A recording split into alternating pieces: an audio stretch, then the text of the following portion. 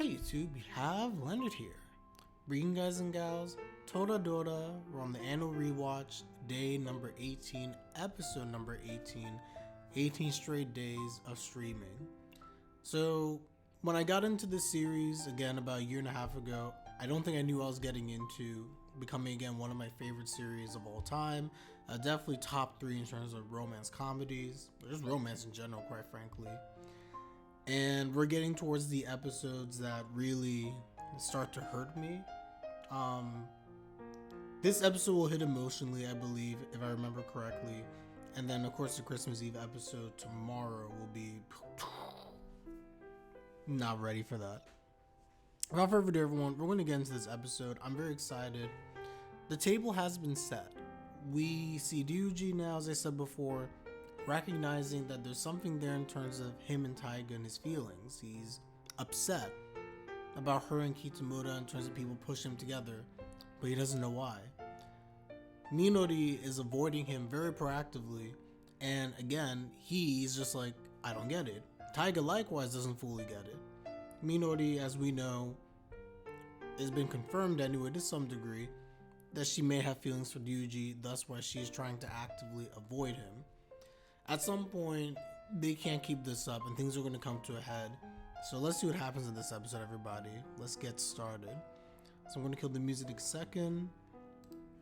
We're going to start this episode in 5, 4, 3, 2, 1.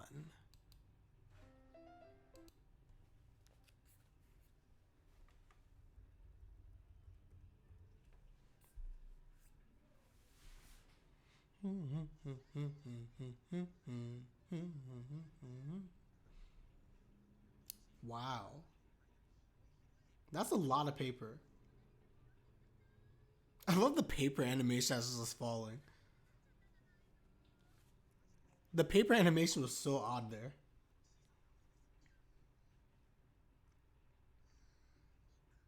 Is that for decoration purposes?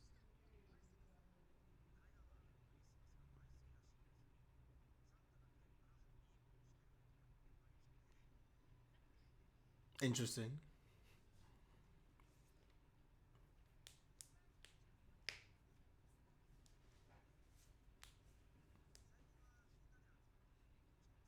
That's true. They have indeed been studying.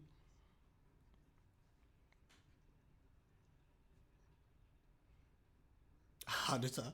It all comes down to Haruta. Uh,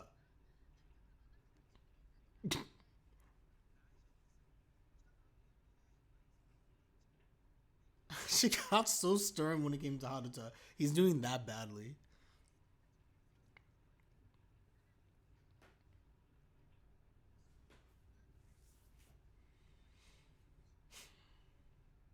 Dang.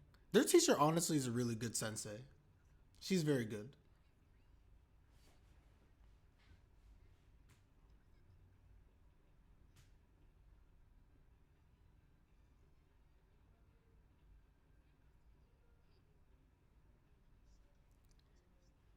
E sensei desu.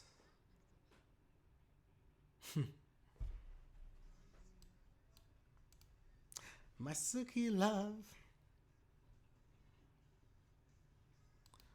Huh. One day I'll love this opening.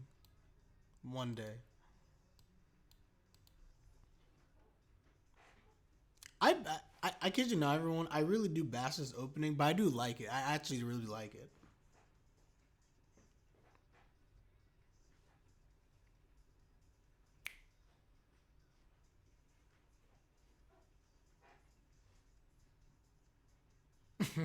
I love that part.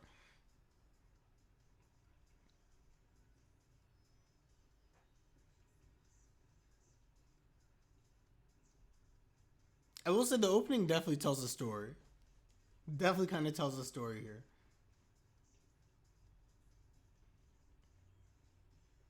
A very angsty story.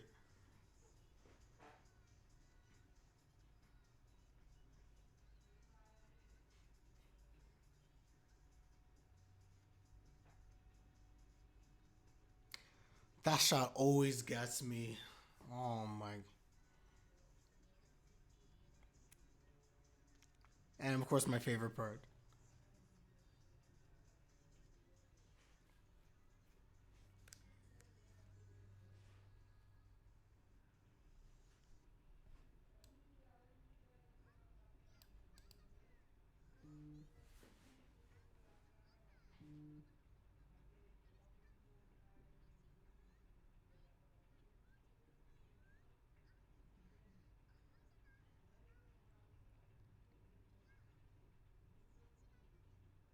Because you're ignoring him, don't even.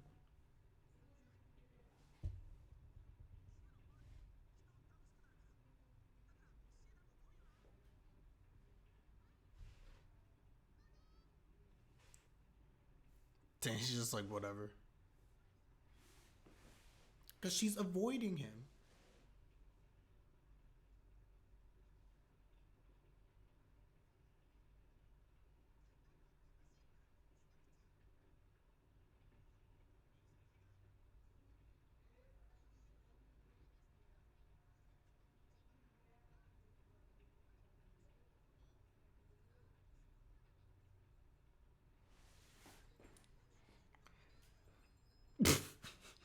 Maybe not that great. Maybe not that great. Sure, which Twitch should give me notices? You don't get any notification when like I go live? Or is it just like a very late notice?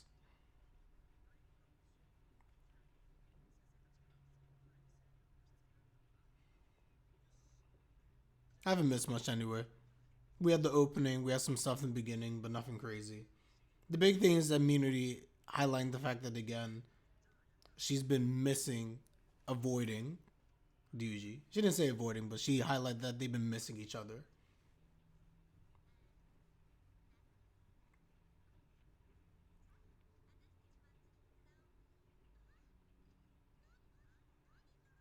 They're trying so hard to make sure Kiara gets with Kitamura. Did they not just see his love confession to the president? Or former president? Kano senpai.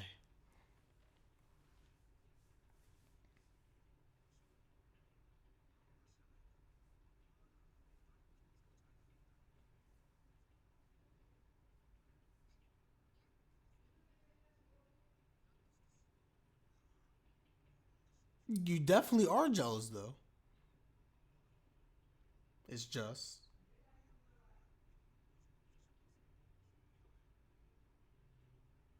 But that's what you're doing. That's what you and Taiga have been doing to some degree. Just saying.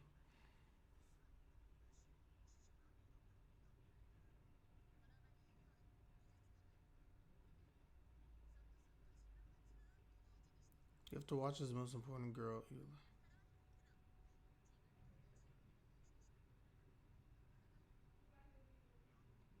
That's exactly how you feel.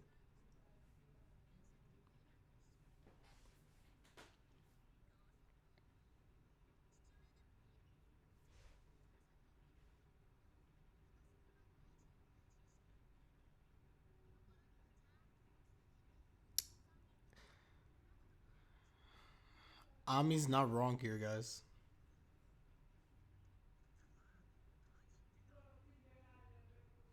She's talking facts.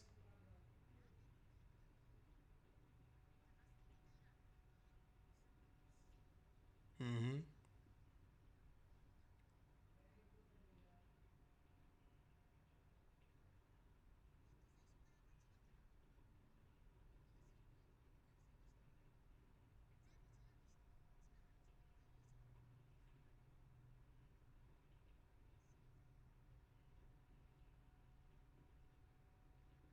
I could get a fresh start with you.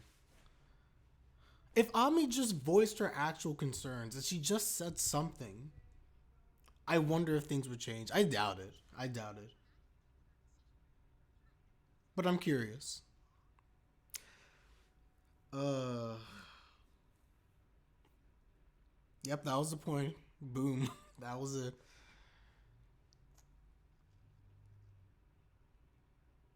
Everything that Ami said is both self-serving and correct at the same time. This whole idea of like Minori, Taiga, and also like Ryuji is literally like they're setting these roles of like Ryuji and Minori are the parents. They look after Taiga and they just care about Taiga from that standpoint.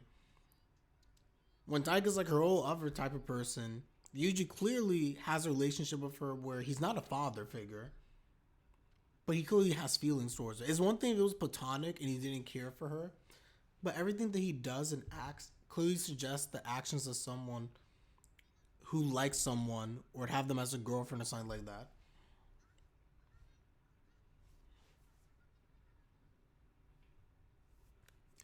But that's the thing that, yeah, and that's what makes it self-serving on her part. She's speaking facts, but at the same time, it's very self-serving because of the part she throws in at the end. Because if he resets things to ground zero, then basically he'd have nothing to do with Taiga and Minori to the same extent they currently does, and thus she would have her chance because things would be reset.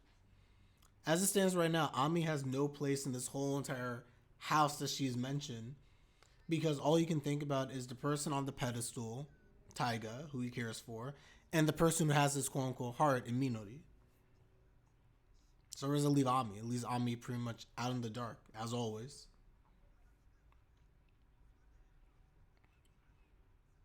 But it just makes me wonder again. I said this before.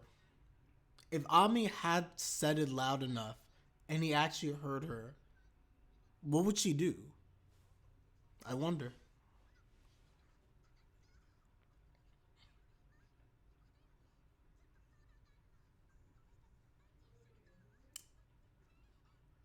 What is Kihara planning again? So I don't remember this. Oh, I do remember this. I take it back. Yes, I do.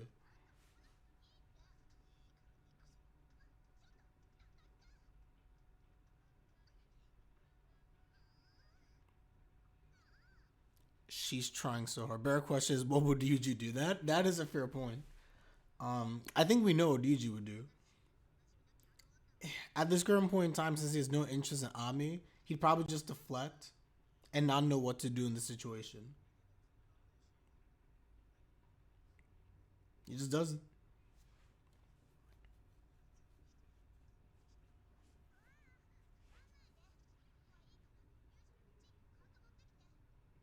You know, he reminds he would remind me of. If anyone's ever seen Haganai before, wasn't it Kodaka? Is that the main guy? He'd pull Kodaka where basically he would just pretend like, oh, I didn't see anything, I know nothing. That's what he would do.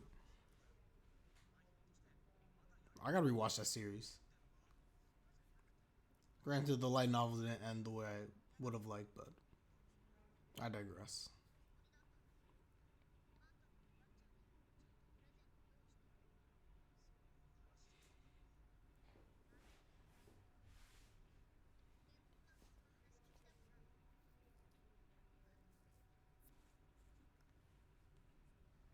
That's a lot of gifts.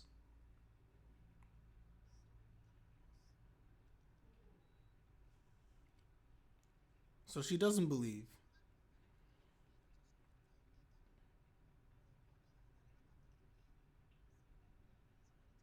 Of course, rejected for bad behavior.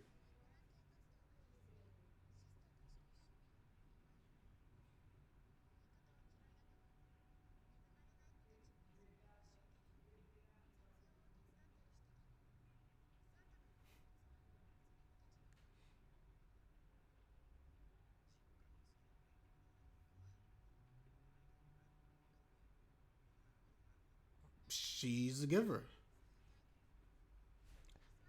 Taiga's the definition of literally giving and wanting every people to be happy, but in many ways at the expense of her own happiness, which she is not able to grasp.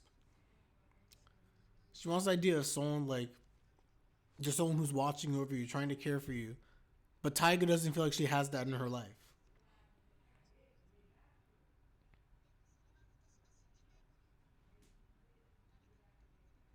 See? That's exactly it.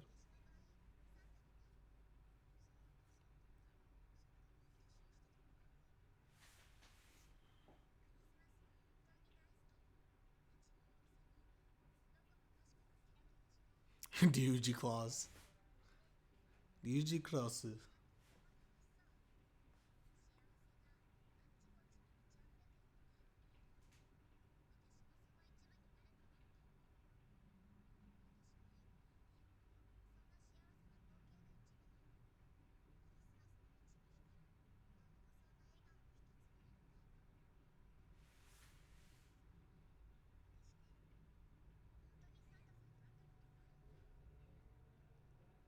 Did Oh, I do remember this actually. Never mind.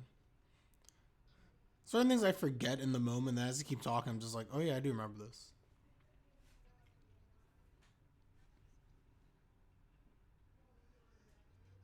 Young Taiga.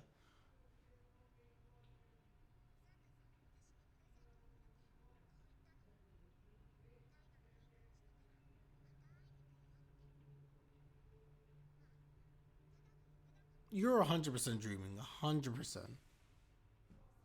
I'm just saying, if someone comes into my house, I'd be like, wait a sec.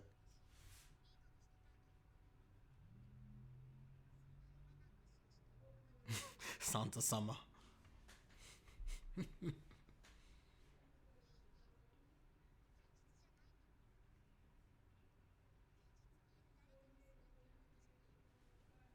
That's the issue.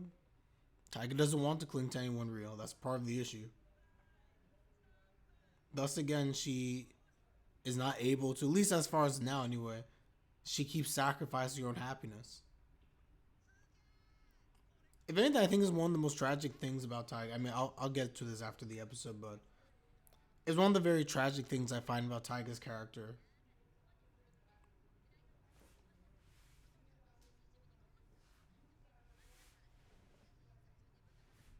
A reward for 30 years of life.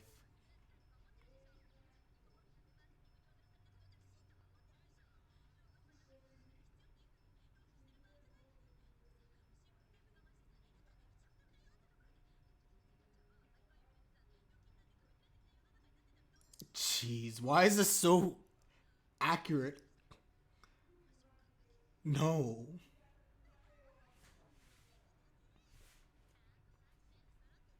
I mean, actually, the condo could be a good investment. Or a real estate seminar.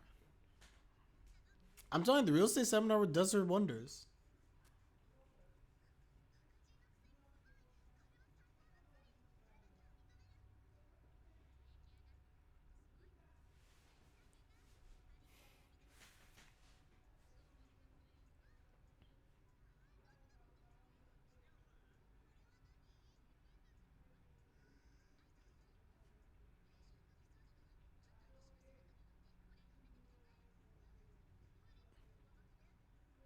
Ew.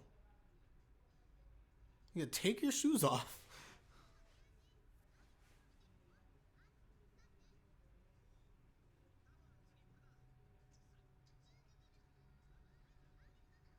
I mean, no one told you to try to grab it.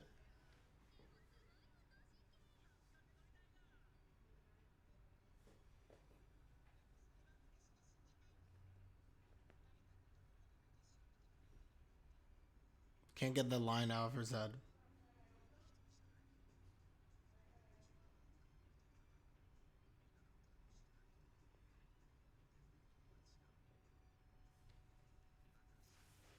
This is true.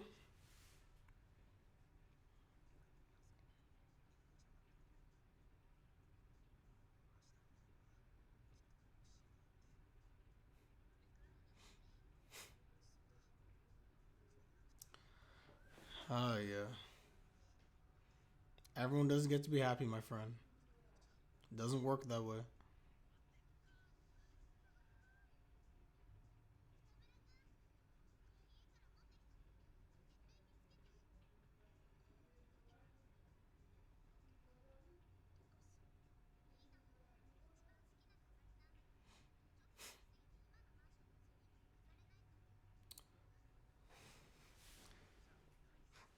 The flags are so strong for something bad to just go down. The moment Ryuji started his speech, it was just like, oh no.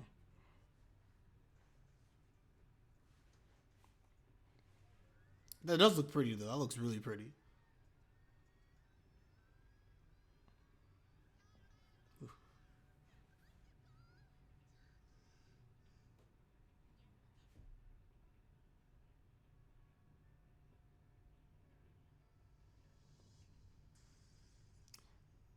And disaster.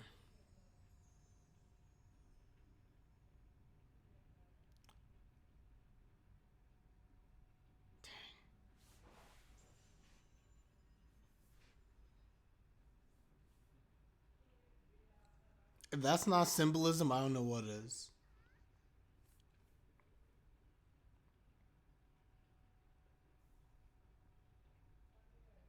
I heard destroying their tree.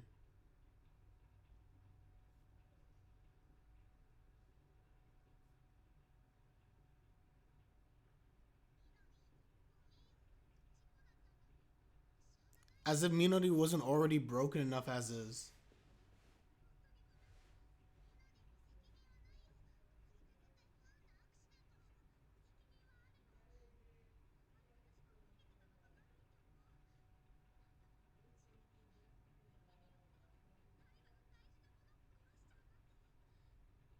Dang.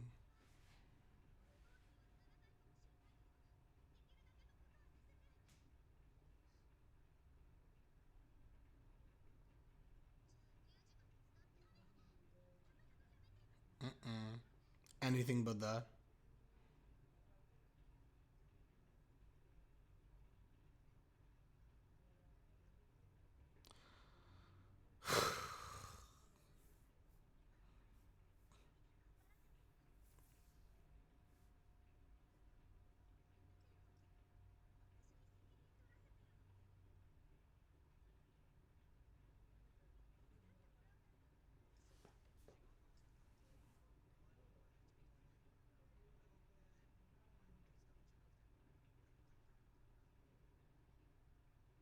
Dang.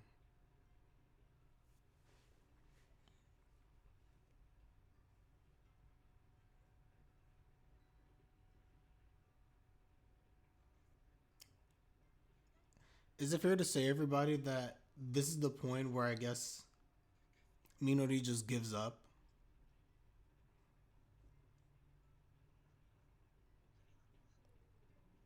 It's like she's been holding back these feelings all this time. Now it's just kind of like, what's she supposed to do?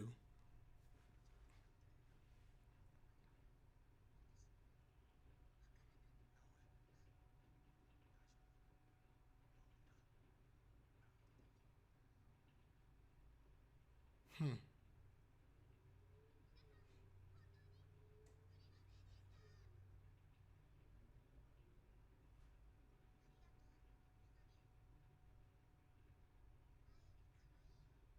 Debatable.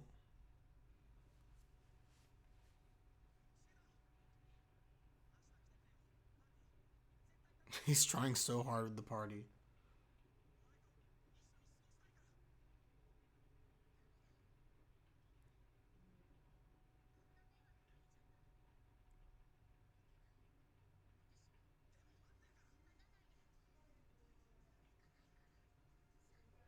Dang.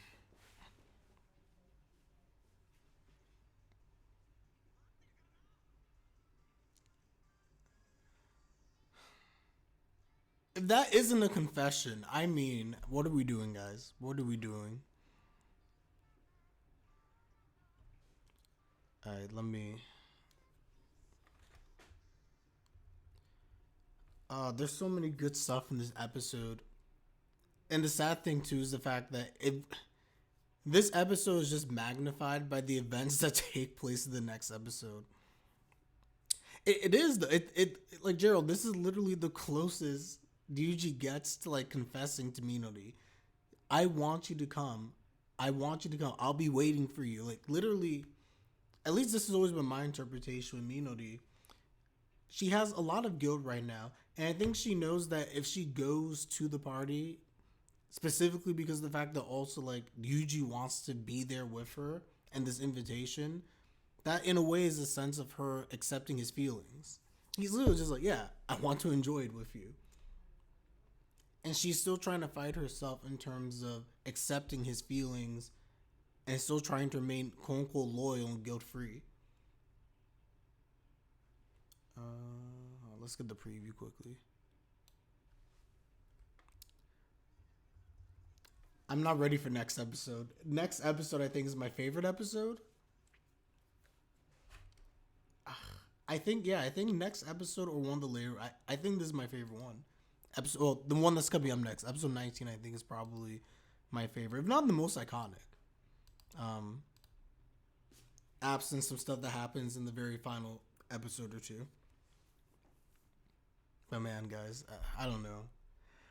I really want to just watch it now, but tomorrow's another day. We've been building up to this, the Christmas Eve episode. But as I was kind of saying before, just very quickly, is like this whole idea of, I think this episode, Minori finally kind of like cracks in that moment where she keeps saying like Takasu, because he was there for her and help her fix the stuff. And he says like, no matter how many times it's broken, it could be fixed, it could be mended. And you can kind of almost look at that as like a metaphor with regards to like friendships, specifically their friendships, specifically even with the two of them, but really the whole group. That metaphor, even if you break, even if things break, how you can keep putting it back together. And I do believe the star was some way symbolism of those relationships and how they shatter. And I really do believe that Minori in that situation came to the realization, or not the realization, she came to accept the fact that she does have feelings for Ryuji and she can't keep pushing him aside.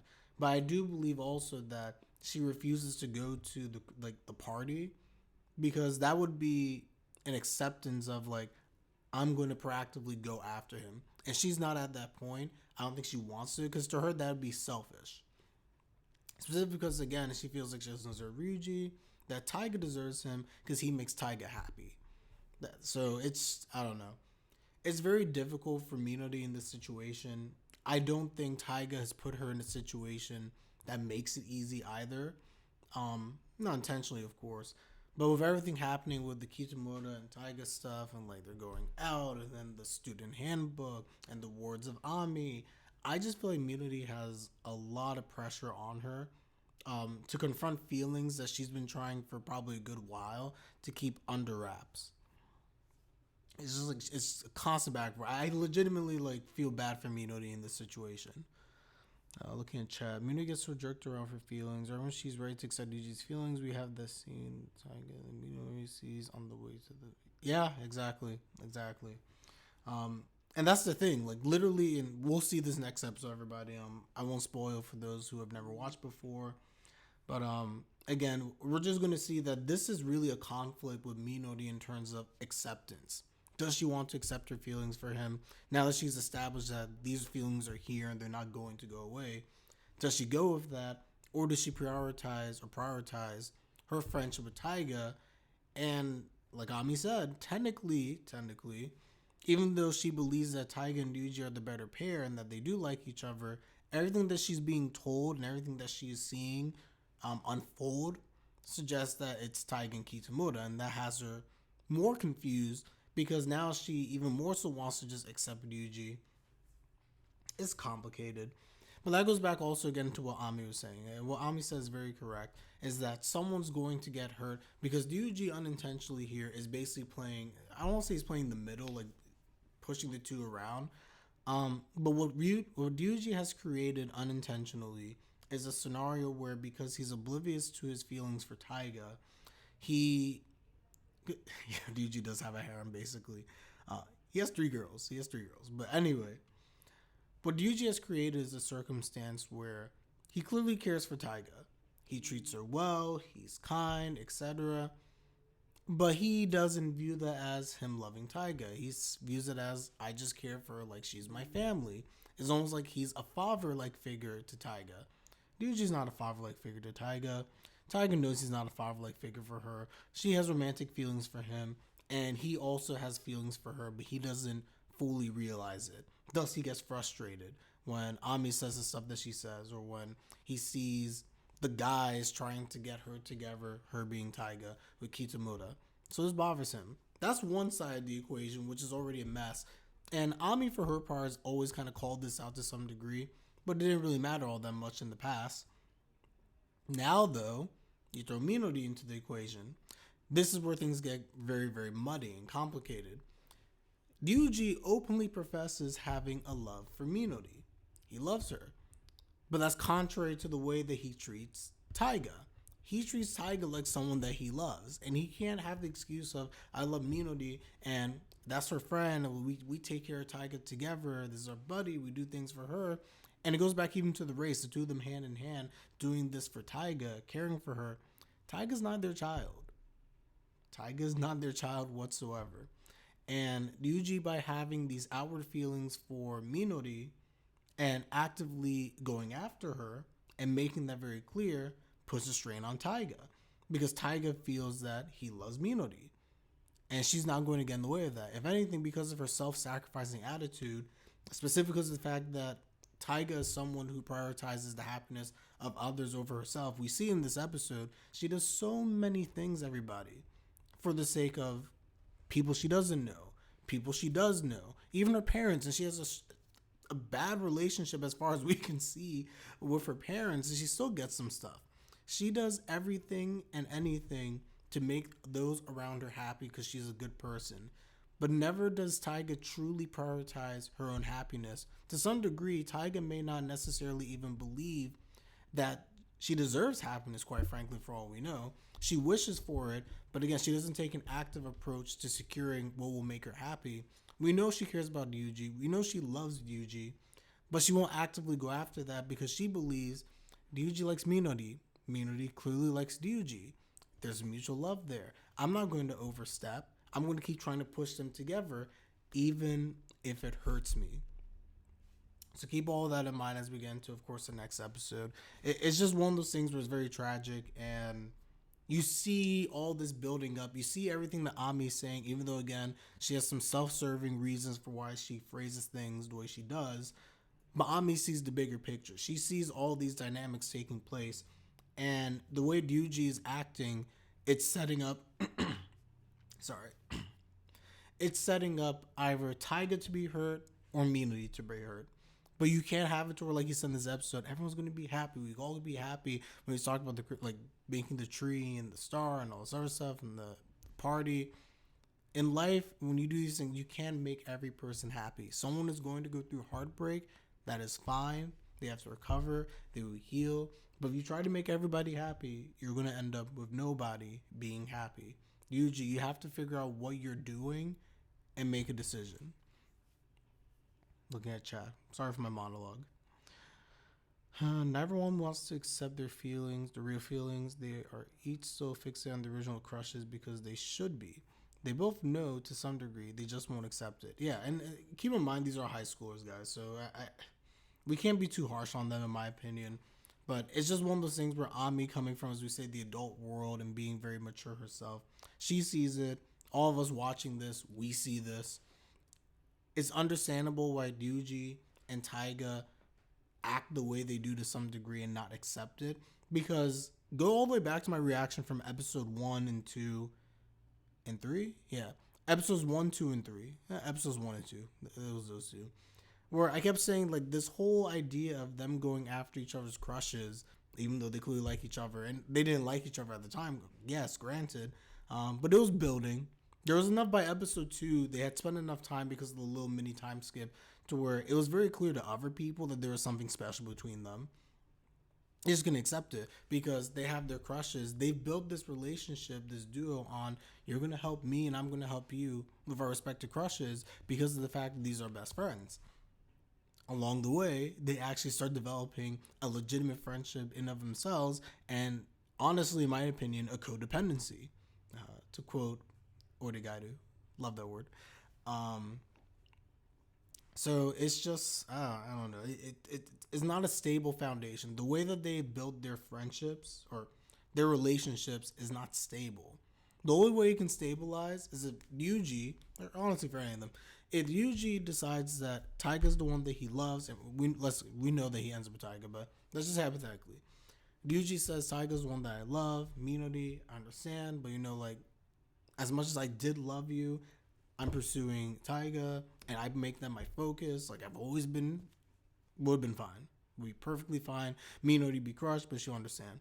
If he decides that, hey, Minori is the one I want to be happy, I care for Minori, I've always loved Minori, and this is what I want to pursue, then he would take a step back with Taiga. He would be like, hey, Taiga, I really do value you, But at the end of the day, it's like Minori's the person I love. I need to take a step back in our friendship. That would hurt Taiga, by the way.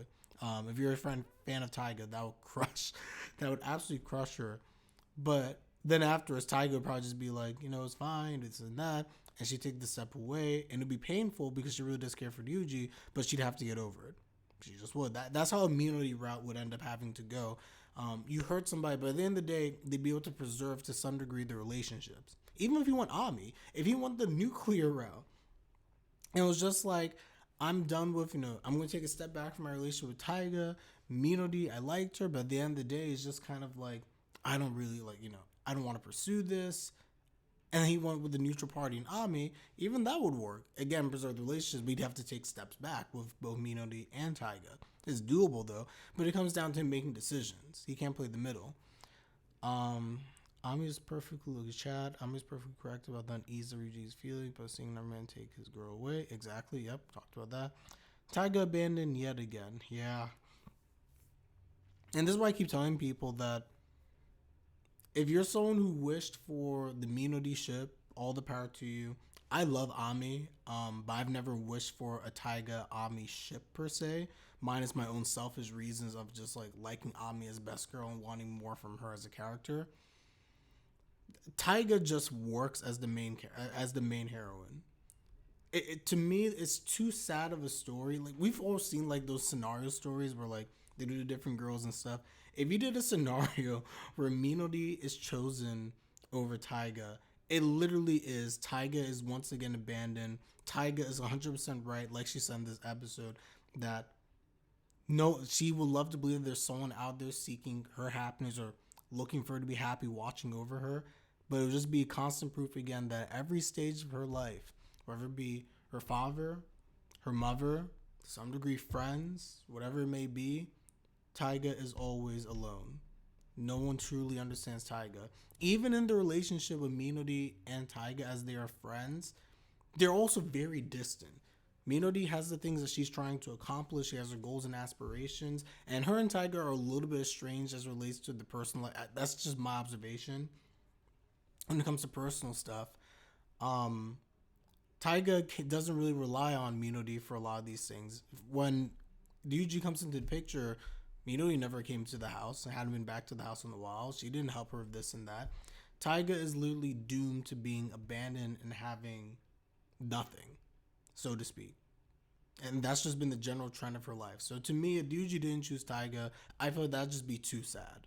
That'd be too sad of a story to tell. And it'd just be unfortunate. It'd be like almost like an afterthought where like if you could give like the final thoughts of the character, it would be like Taiga's just like, I guess I'm alone again. And then yeah, Ryuji over here happy with like whoever, but too sad for Taiga.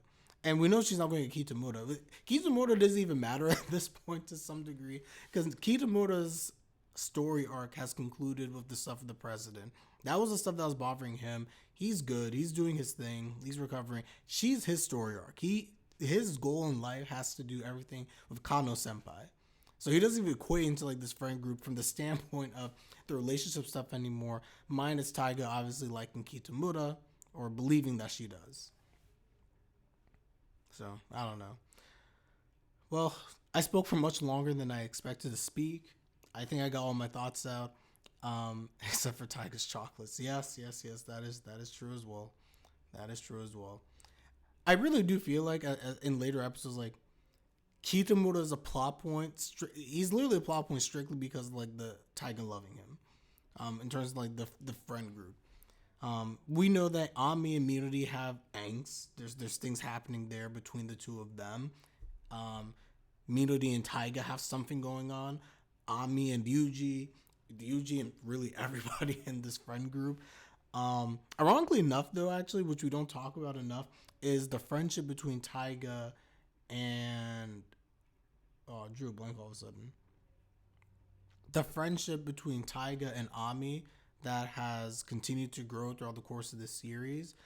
Specifically because remember they were enemies obviously early on, but as you keep watching, it's very abundantly clear that the two of them have actually become very, very good friends. They're very close. They care about each other, which is nice. And I think it's pretty good. I think to some degree when Ami says the stuff that she says, yes, partly self-serving, but I think she does worry that Taiga's going to end up being the one who's severely hurt because she does view Taiga as her friend, someone that she cares about, someone that she respects, which was made abundantly clear in episode 6 that Taiga's someone that she respects very, very highly because of the way that she lives her life, and it's a way that Ami wants to try and replicate and be more like. So yeah, basically that's all I have, everybody. So I'm going to end the YouTube portion here. Like the video if you like the video. Comment in the comment section down below. Let me know your thoughts, as always. It's greatly appreciated. Thanks for listening to the ramble if you made it this far. And with that, that's something flying by me. And with that, I'm Leonard and I'm out. Take care, everybody.